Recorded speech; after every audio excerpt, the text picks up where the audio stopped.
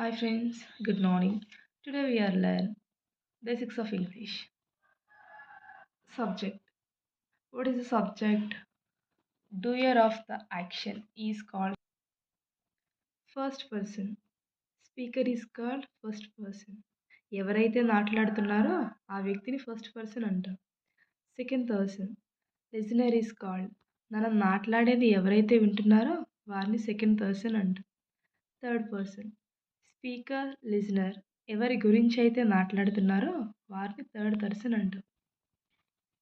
ఇప్పుడు మనం సబ్జెక్ట్ స్థానంలో ఏమేమి అంశాలు ఉంటాయో తెలుసుకుందాం.